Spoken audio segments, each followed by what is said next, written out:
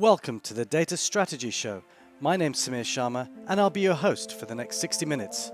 My guest today is the brilliant Doug Laney. Doug is the Data and Analytics Strategy Innovation Fellow with the consultancy West Monroe. Formerly, he was a Vice President and Distinguished Analyst with Gartner's Chief Data Officer Research and Advisory practice. He is an accomplished practitioner and recognized authority on data and analytics strategy, and is a three-time recipient of Gartner's annual Thought Leadership Award, and is regularly considered one of the top global influencers in these topics. Doug specializes in and assists organizations with data monetization and valuation, open and syndicated data, data governance, and big data-based innovation. He also actually coined the phrase 3 V's. Volume, velocity, and variety, which is now commonly used to define big data. As you might know, he's also co-authored the book Infonomics, Monetizing, Managing and Measuring Information as a Competitive Advantage, and lectures at several business schools. Doug lives in Chicago with his wife and son, where he enjoys Cubs games, biking the lakefront, cooking, theatre, competitive tennis, and not very competitive golf. I hope you enjoy this episode. Please do like, share, and thanks for listening. Take care. Doug Laney, thank you for coming onto the Data Strategy Show. It's such a pleasure to have you today on the show. Samir, real pleasure to be here. That's all right. I think it's, we've had some, guests who I know are friends of yours, Bill Schmartzo, John Thompson, and they've had some, interesting conversations that they've mentioned to me. They're a couple tough acts to follow. I'm sure we'll do good. In fact, they're so good. I've had them guest lecture. I teach an MBA class on Infonomics, which we'll talk a little bit about. Yes. And I've had them both guest lecture, and they were a hit. I think Bill, as the Dean of Big Data, has got that label already, hasn't he? Yeah. Right. Yeah. Right. So, Doug, thank you again. Listen, tell us a little bit about yourself and your role at West Monroe Partners. Yeah, so I've known about West Monroe for quite a while. Back when I was with an analyst with Gartner, I sort of covered West Monroe and advised their leadership team on things related to data and analytics strategy, and got to know and really respect them. And the great things that I heard about West Monroe from their clients really piqued my interest. And so after publishing the Infonomics book, their placement is everything. Don't worry. I became interested in doing more than just advising clients 30 minutes at a time, which is typically what we do at Gartner. Sure. on how to monetize and manage and measure their data as an actual corporate asset. And so I wanted to go into the consulting world, and eventually I found the right kind of role with West Monroe, rather than coming in as a partner or a director, which would require that I was, full-time selling and delivering work. They wanted me to help introduce new innovative offerings that are related to this concept of helping organizations monetize their data or develop new value streams from their data, quantify the value of their data, and things like that. They also wanted me to continue to be speaking and writing, and do all this thought leadership-y kinds of stuff like this. And so they introduced this role called an innovation fellow. So basically, it's a 3-ring circus of continuing to speak and write, helping to develop internal offerings, helping to do some business development, and then also obviously getting involved with clients on the delivery side when it comes to data and analytics strategy. Anyway, West Monroe is a business and technology consulting firm formed from the kind of the ashes of Arthur Andersen, as they say. Okay. All right. So the name West Monroe actually corresponds to where the headquarters of Arthur Andersen was on 33 West Monroe. Okay. And here's where it gets interesting. I've kind of come full circle. I started my career with Arthur Andersen. No way. I know some of these guys, and for a while, and so it's kind of a bit comforting to sort of come home in a way. But it's a very different culture than other consulting firms that I've worked with. It's entirely employee owned, and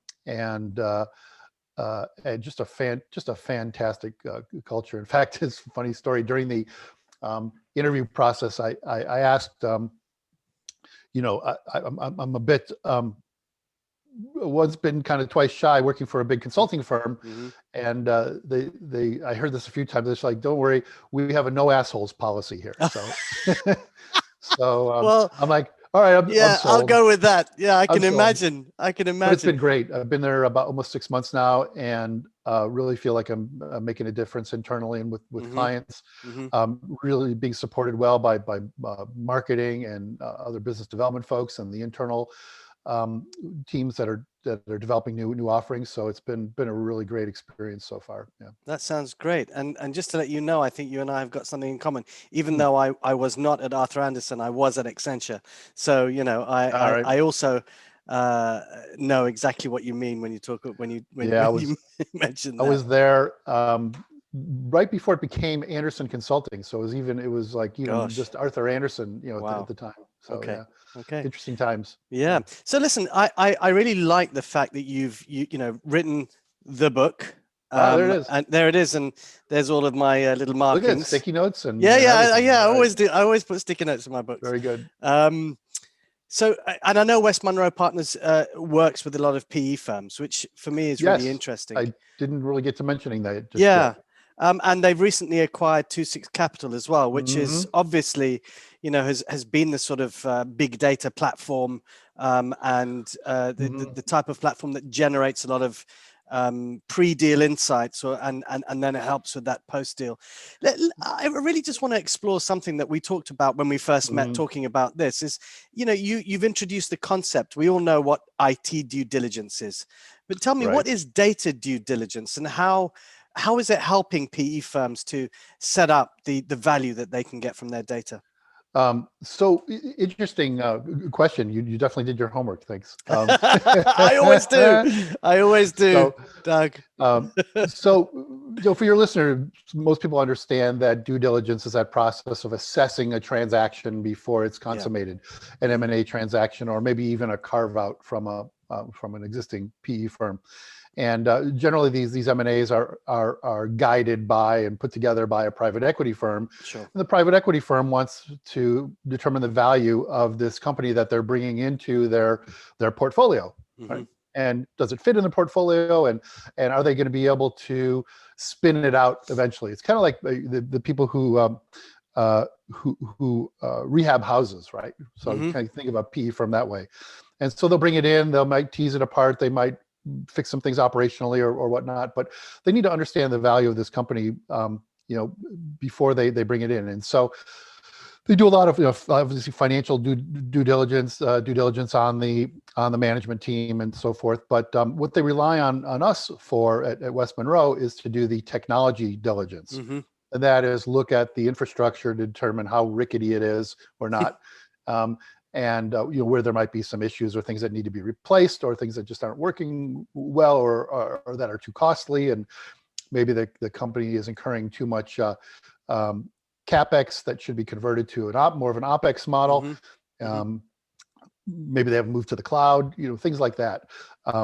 And so what we do is we assess all of that. And you mentioned 26, and so which we acquired. And so we have a product called Intelio Insights, which we capture all this information about these transactions. And then we use that intelligence on future transactions to advise the private equity firms on kind of some benchmark data related to this kind of transaction, perhaps within this kind of industry. Now, what we haven't been doing a lot of yet, and so this is very technology oriented. Sure. And, Sure. I've long talked about the idea of separating the I from the T in IT and the importance of doing that and managing information and technology separately. So what I found is that most, pretty much across the board, these due diligence processes are ignoring the value of the company's data. So they're looking at the value of the technology assets, of other assets, what's on the balance sheet, maybe some other intangibles, but they're completely ignoring the value of data assets, which in today's data-driven world and information economy is just a tragic mistake and oversight. So what we're introducing to our private equity clients and other firms is the ability to assess the value of their data, and not just the financial value of their data, but what is the potential value of that data if it were to be monetized in new and innovative ways. But also we look at the risks. What are some of the risks with the way that data is being managed?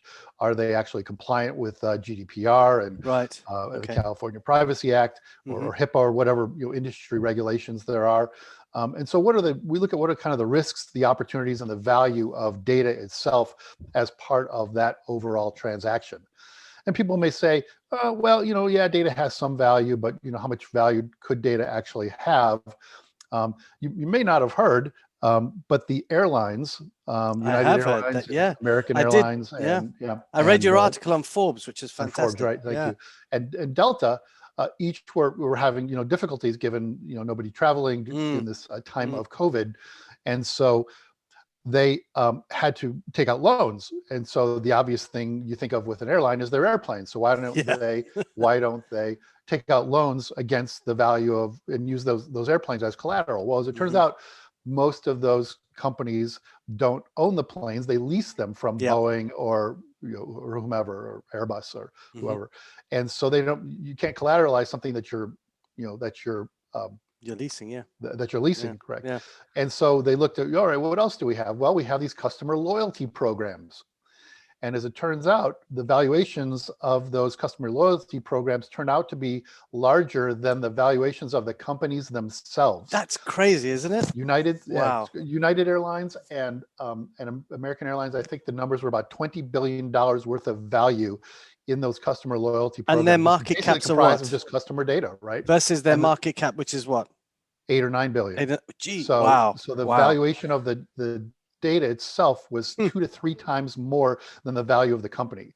And this gets to, the crux of the matter, which is the accounting profession has long ignored the value of data as a balance sheet asset. The assets were defined, the asset classes were defined by at least in the US, by the Security Exchange, the SEC, coming out of the Great Depression. And at that time, all data was physical.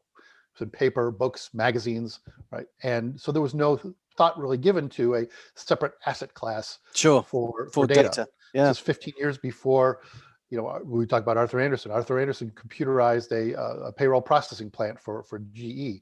And so it was years before that. But here we are, and in this midst of this information economy, and the thing that gives it its name is discounted by accounting regulations. Even though one could argue that data actually meets the criteria of an asset. An asset is defined as something that is owned and controlled, exchangeable for cash, and generates what accountants call probable future economic benefits. So there's no doubt that meets the criteria, absolutely, right? Yeah, just the accounting profession hasn't really come around to acknowledging that. And I think it's probably going to take a while if it ever gets onto the balance sheet. But moving from the idea of the sort of PE firms, but any firm can actually, PE firms have portfolio companies, which are firms that could be in different industries. Right. In Infonomics, you have 3 areas which you label right out on the outset on the front cover. Monetizing, managing, and measuring data assets. And since 2018, when you wrote this, but I think the catalyst was probably the 9/11. It was. The tell you that. Awful. Tell your listeners that story if you like. Yeah. But many companies are still struggling to do this. Even in 2021, what steps do companies need to take to make the shift from a sort of a reactive mindset to more of a proactive one to ensure that they can get the most out of their data assets? Yeah, so that's a big can of worms. I would say that for many companies, the reason they don't, I guess the way that I often explain it is there's the old adage, you can't manage what you don't measure. And so this is kind of how those 3 M's of big data of Infonomics go together. You may know I'm the 3 V's guy from big data. Oh, are you the 3 V's guy? Okay. I didn't know that. That's something I've found out today. Back while I was with Gartner. So now the Okay. 3 M's guy. I'm trying to become the 3 R's guy: retirement, relaxation, and something else. That's my next thing. And what could the other one be? I don't know. Redemption. So Renewal. recreation. There you go. I've got it. Yeah, Renewal. yeah, renewal. Yeah. So so you can't manage what you don't measure, and because data is not a balance sheet asset, it's not something that companies are compelled to measure, like they are their other assets. Yeah. And I think it follows that you can't monetize what you're not managing well. Sure. If you have an asset that you're not managing well, that's being mismanaged, it's not available, it's not clean, complete, it's not flowing well, then you're not in a position to be able to monetize it or to generate economic benefits from it. And so the problem, this becomes a vicious cycle in many organizations of not measuring and therefore not managing and therefore not monetizing data as well as they can. And so the idea behind Infonomics is to really reverse that curse.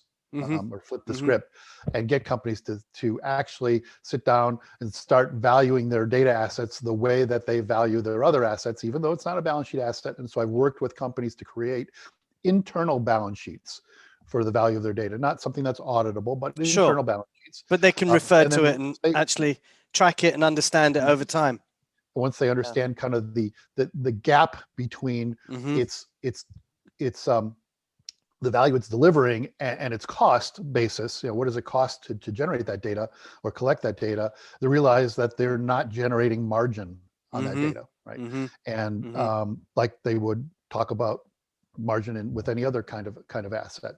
So that's part of the problem, is that they're not measuring it. I think there's also a cultural issue where a lot of leaders are very happy talking about data as as an asset or data as the new oil. Oh, don't say that. Don't say that. Don't. My head's going to explode if I hear that again. So, but we will talk about that. And so I think it's a cultural thing as well. That, And so, and then there's, okay, so how do we get started? What do we do with all this data? Most companies use data for any given kind of data for a single kind of operational purpose, sales transaction data, or even an email is typically only used once, maybe searched again.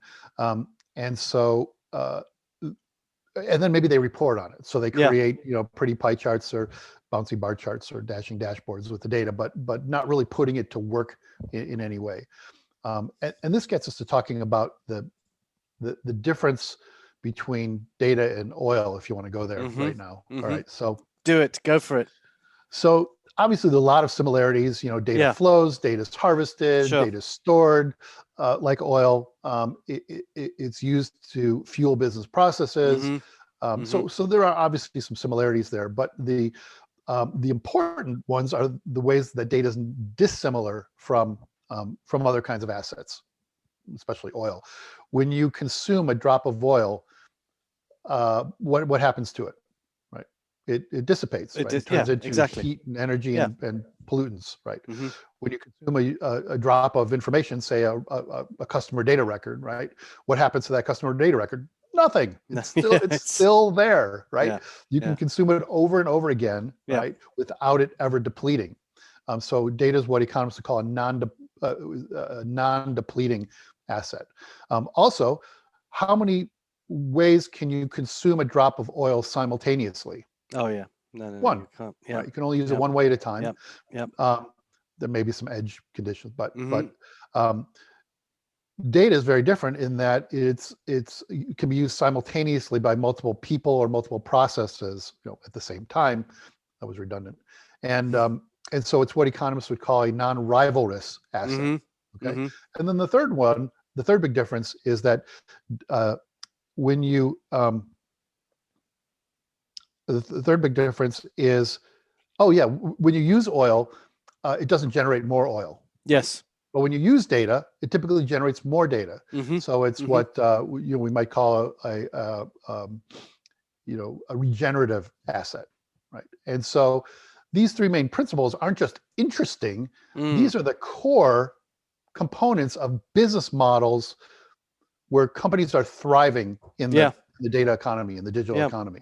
You look at any company, Lyft, Uber, Amazon, those are all always thrown out as examples, but any company that's really thriving in the data economy is completely and fully capitalizing on those principles of data being a reusable, multi-purpose asset that doesn't deplete. Not just using it for a single purpose and then reporting on it. Yeah. That's very 1990s, right? No, but yeah. There's a lot we can learn from traditional asset management principles and practices. And I do write about that in the book, that we as data professionals have done a real crap job of paying homage to the way that other assets are managed and the discipline and frameworks around that. And so if you're a manufacturing company, why not apply PAS 55 to the way that you're managing your data?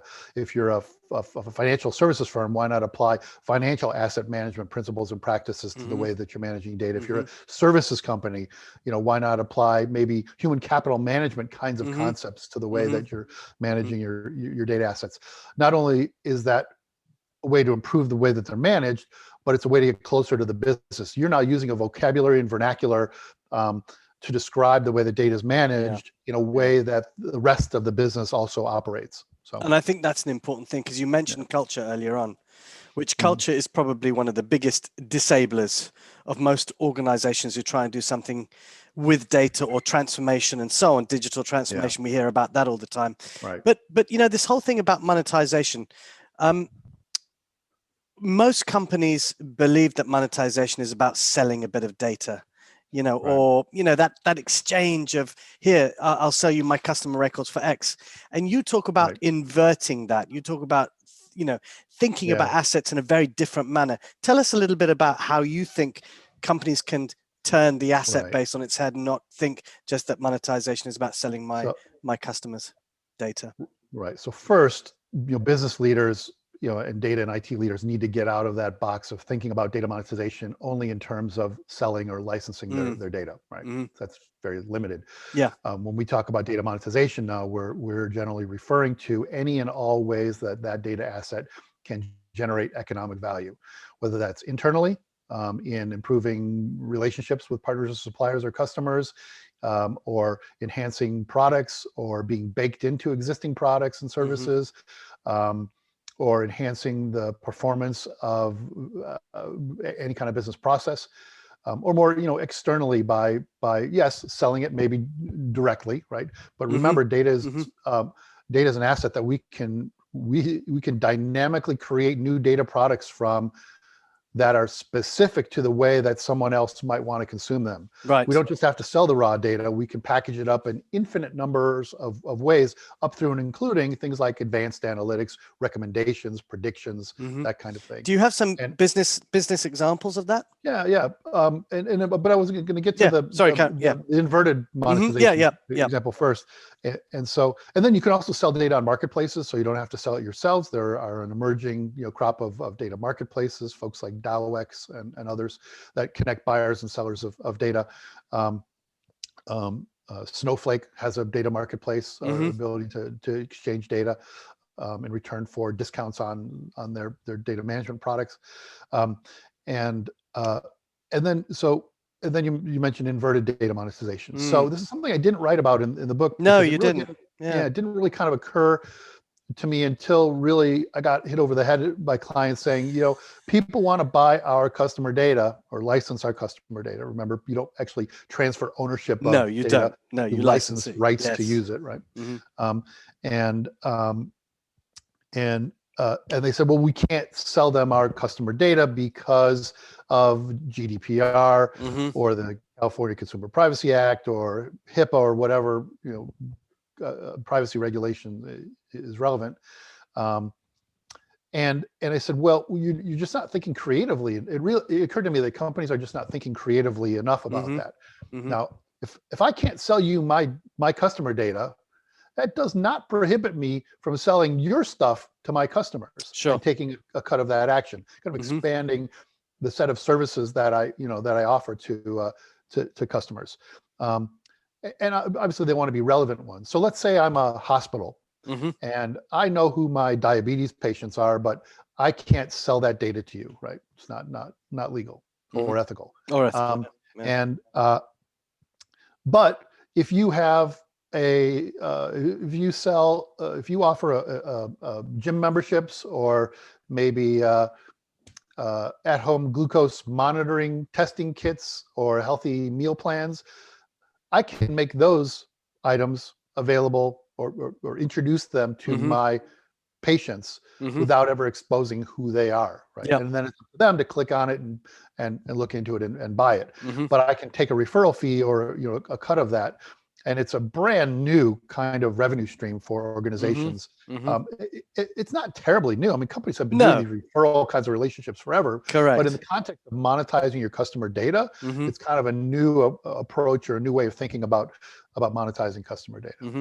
Mm-hmm. Which industries are really at the forefront of monetizing data at the moment? I mean, In general, let's discount the big usual companies that we all yeah. all know.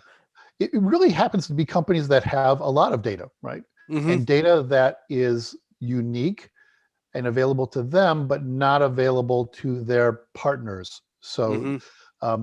manufacturers, CPG companies in particular, crave data about who's buying their products, who's using them. So you're a CPG company or manufacturer. Your customer is not generally the end consumer. Your customer is a retailer, Yeah. maybe a wholesaler and then a retailer. Yep. So you are at least one or two steps removed from the ultimate consumer of your products, right? Mm-hmm. And so, but the retailer knows who's buying those products and who's using those products, and the retailer has that data, and that data is a gold mine for the CPG companies or manufacturers. So anyone who collects data about the usage of someone else's product or service Mm-hmm. is in a really good position to resell that data. And so yeah, anyone who can help us, say a manufacturer or a CPG company, get closer to the consumer is, again, in a really good position to do that. So And retailers are really yeah. strong, telcos, Mm-hmm. for example. Yeah.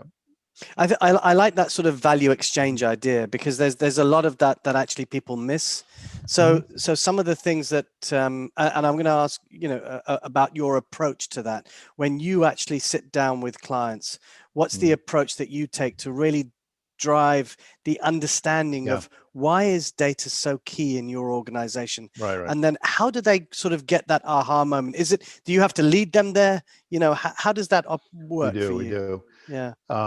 So usually the conversation starts out with, yeah, we know we have all this data and we're underutilizing it, right? Yeah. And we see how other companies maybe are generating value from their data, or maybe we've seen one of your articles, Doug, talking about the value of data, and or something that Bill Schmarzos maybe written, and they say, all right, so all right, now what do we do, right? How do we determine where the value is in this data? Mm-hmm. So Mm-hmm. we run, and I kind of highlighted this in the book, but further refined it and built it out. These data monetization workshops. Mm-hmm. And so we get together with business leaders, subject matter experts, data experts, and then ideally, if we're thinking about creating data products or data solutions that are attractive to a partner or supplier or customer, Mm-hmm. we invite a key partner, supplier, customer into these workshops. And then we do a few different things, three main exercises. One is look at the business drivers for the business, for the industry, Yep. and for the extended business ecosystem of partners and suppliers and customers, right? Yeah. We don't only want to get just kind of stare at our own navels, right? Mm-hmm. And so we look at those business drivers, and then we say, okay, what kinds of questions, if answered, could move the business, right? And maybe there are a bunch of questions that maybe they've kind of been afraid to ask, Mm-hmm. or don't even know how to ask properly. Mm-hmm. Typically business people will ask questions like, what did we sell last quarter? Yeah. Okay, well, Yeah. it's interesting, That's but easy. how actionable is that? Right? So Yes. we want to get to Yeah. questions that are actionable in a business context. Mm-hmm. So we take that question and we train them how to create a hypothesis from that. If we did X, could we sell Y more next Mm-hmm. quarter? Mm-hmm. Or why did we only sell X last quarter? Do some diagnostic kinds of analytics that's more actionable. Or all things kind of being equal, what are we expected to sell next quarter so that we can attenuate our inventory levels and production capacity.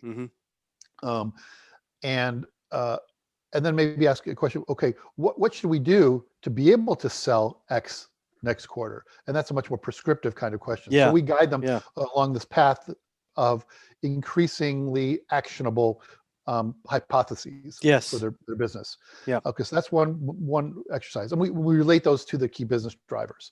And then the next exercise is we look at what have others done. Let's look at what other companies have done within your industry and even outside your industry. You know, a lot of clients ask me, what are others doing in our industry? My flippant response to that is usually, why do you want to be in second place? Exactly. Place, right? So why not look at what others in other industries have done and think about being the first one to kind of adopt that idea and adapt it to your own business model. And so we look, I have a library of nearly 500 examples of how organizations have monetized data or leveraged data in high value and innovative ways. And so we'll look at a number of these examples, both within the industry and outside the industry, that I think might be relevant. We tease them apart. What are the components of this idea, and then think about how we can apply it to their business. Sure. And are you pushing that back into the hypotheses, or are you creating new hypotheses on top of that? Sometimes it ebbs and flows a little bit. Sometimes we're creating new hypotheses, and very, very often.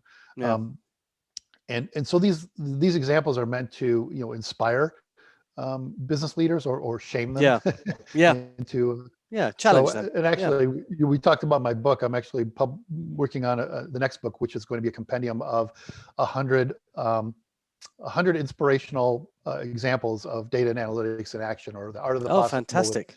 Data and analytics. And so I have 100 stories in there, and what I've decided to do is make it kind of a wisdom of a crowds sort of book, where I've engaged people like John Thompson and Bill Schmarzo and others to write a brief assessment of each of these stories. I see. What jumps out at them, what might have been some of the challenges, what would they recommend doing next, and so forth. Anyway, so the book is going to include 100 analyses of these 100 stories, and it's going to be really cool. Quite a thick book. Well, hopefully not too thick, but it's mainly a reference book and not a technology book. I'm going to kind of downplay the technologies. A business book. Yeah, by the time it publishes, the technologies were probably been replaced anyway. But the ideas are what's important. All right, so then the third part of these workshops, these data monetization workshops, involves just laying out and looking at the data itself. Right. Yep. Data exists. How does it flow? Where doesn't it flow? Where it could be flowing? And then what are some external data sources that potentially are valuable and useful? Most companies, I often say, most companies have an entire department dedicated to procuring data office supplies, right? Yes. But they have nobody dedicated to procuring data supplies. Yet there's all this valuable data out there. There's 1 trillion websites to be harvested. There's millions of social media posts that can be harvested for insights and trends. There's thousands of data brokers and data aggregators selling data assets that could be leveraged. There's most companies have hundreds of partners or that they could exchange data with. And then there's millions of open data sets, published by government organizations worldwide. So there's this wealth of data out there that most companies are tragically ignoring. Unaware of, probably as well, really. So we can't really explore all of them, but we give them some ideas of what's out there that might supplement their own data assets. We lay out that data and we say, okay, if we tortured this data enough, what could it tell us? That you've heard that before. I have. It could tell us that could be beneficial. And so those three aspects of focusing on business drivers and developing hypotheses, looking at what others have done and adapting that to our business, and then laying out the data, including external data, to see what new insights could be generated. From I like that. I like that. And then we're looking again internally and externally. How could that data be used internally? How could data products, to use the term loosely, be valuable to others as well? And in most of these workshops, we generate 30 to 40 really unique ideas. Brilliant. For monetizing data. And is that then prioritized on the business drivers and then is that a POC, or is it typically the internal teams that will say, oh yeah, we'll look at that, or is it some sort of mix? So the next step is to take those ideas, right, and try to prioritize them. Yeah. And so we have a matrix of 10 different characteristics that we evaluate them on, based on their complexity and based on their impact. So there's 10 different dimensions that we evaluate them on, and we work with the business to do that. And then we might test market them as well. So if some of these ideas are relevant to a business partner or supplier or customer, we'll go reach out to them and say, is this idea kind of along the lines of something that would be valuable to you? How would you use this data or these analytics or these insights, or how would you ingest this data into your own business? And we'll kind of market test them that way. And then for those that really float to the top, we'll do a more of an economic assessment of them and look at actually the value. Okay, so you'll actually look at the value of the data itself. Right. And then, like you say, you get into the prototyping and piloting stage of the ideas, right? Great. I know that we're sort of, time constraints. It's all right. So one thing that Bill and I are having a little bit of jockeying on LinkedIn at the moment about is his view of who's the person who owns the data and who drives the monetization. And, I put a post up yesterday about the chief data analytics officer. He said, no, it's the chief data monetization officer. What's your view? That's a cute term, I guess. I've seen it a couple of times. There's some large companies, like I think General Motors has someone in that role now.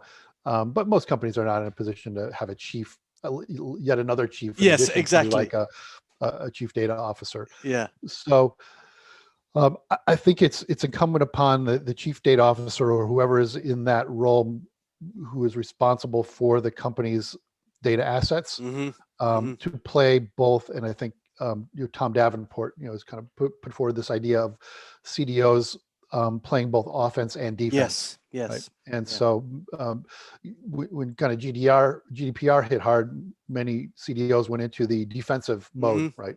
Of protecting the data assets. And ensuring privatization and encryption and security and redaction and all of that. But I think it's also the CDO's responsibility to play offense and help the company identify new and innovative ways to generate value streams from these data assets to become, again, as Tom would say, data driven. And to the extent that includes data monetization, great. But I don't know. There's a need for another. Unless you're a multi-billion dollar company, having another chief, I'm a little lukewarm on that. But as far as ownership goes, so that back to the question of data ownership, the problem is that we have coupled IT together, for decades, right? Yes. And it's time to start not just thinking about, but talking about and actually executing on them separately. The CIO's middle name has been information for decades, right? Yes. But most CIOs operate as if their middle name is infrastructure, not information. Exactly. Right? Absolutely. And I think And so as we recognize the increasing value of information as a legitimate asset, albeit again one that's not on the balance sheet, you need somebody at an executive level who is responsible and accountable for that corporate asset, and that should be the chief data officer. Now, that said, the ultimate owner of the company's data should be the business. Yes. So that CDO should be as much or more aligned with the business than with IT. So I see it kind of as a three-legged stool of the CIO or CTO managing technology, the chief data officer managing the data assets, and then maybe a COO or whoever being responsible for the operations of the business. Agreed I've actually seen some companies take us up on our recommendation to separate the INT and IT to the extent that they say we don't really even need a CIO anymore. We need a CTO and a CDO, chief data officer. We don't need a CIO. That's kind of redundant today. So interesting. This CIO is either going to go away or change. Or morph into something new, or maybe will become the CTO. Interesting. So, sorry, I think that conversation will continue when Bill hears that, and it'll be an interesting one. But listen, just in terms of timing, we're coming out of, this pandemic. We're coming out, the economy is going to be in a critical condition, and specifically is. But you recently talked about moving from trend-based models to driver-based models. Right. And why, what is that? And why now? And how do companies make that leap into, again, it's kind of mindset shift, but why has it come about, and what's, what's your view? Right. Yeah. So this is another piece that I wrote about in Forbes earlier on in the pandemic. I don't know if we can provide links to your listeners. Yeah, sure, I can do that. I'll send you some links.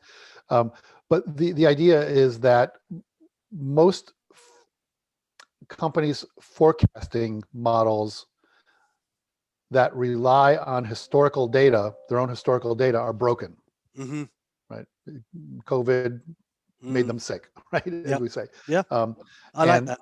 And because your business has shifted either to going, online, or has hit the wall, because of the economic shifts, and to continue to rely on your own historical data is not going to work at all, or very well at all.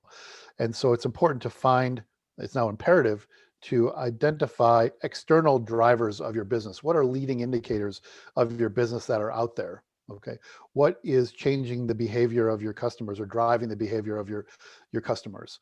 And to identify what those leading indicators are. And typically they'll come from some outside source. And so that's what we call driver-based modeling versus trend-based modeling. Yeah. I like that. And I think it makes sense, because as you said, backwards looking data, pre-COVID, things have changed so much. And I do like that that phrase, COVID made them sick. I mean, it's not great, but it's kind of like one of those things. But apart from the fact that we talked to each other before we were going to appear on, because I've got a red t-shirt on and you've got a North Face top and I've got a North Face top, so it's quite interesting, isn't it? Two data guys almost coming on with the same clothes. Listen, the two things. You talked about your new book. Just give us, when is that going to be out? And also, where can people reach you? And also, don't forget, they can, they can look at this as well. And that's definitely one area which I think most CDOs, if they haven't read it, and actually business people, should be kind of thinking about reading that. Thank you, Samir.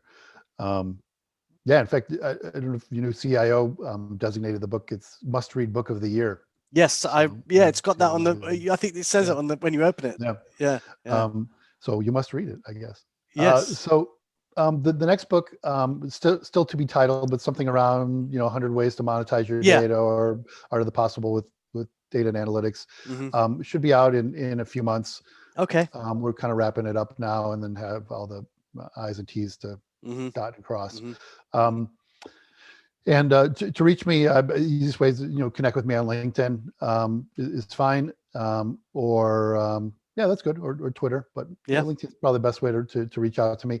Also, if you're interested in the topic of Infonomics and really want to take a course on it, there's a Coursera course on Infonomics. We just added a capstone class, which is a data monetization, a 4-week data monetization project, exercise. There's also a course on executive introduction to analytics, which is basically a data literacy course for anyone. So that's a 4-week course, also available on Coursera. The Infonomics course is 2 4-week courses, split up because there's a lot to cover, including the economics of information, which we haven't even talked about. Right? That's a tough one. How to apply traditional economic models to data, and how that should inform publishers and subscribers of data. Publishers and consumers of data. But those are the best ways to reach me. And I always welcome the conversation, always welcoming new ideas. The reason I teach is not necessarily to teach, but I learn so much from the students. Absolutely. So it's great. And anyone who's in an MBA program who might have one of their kids or nephews or nieces in an MBA program, the University of Illinois iMBA program is now offering a course in Infonomics that I teach. Fantastic. Great. Well, fun. that's great. Well, thank you very much, Doug Laney. I have had a really, really interesting time talking to you, and thank you for your time, and wish you well for the rest of the day. I really appreciate it. Thanks. Take care, everyone. Take care.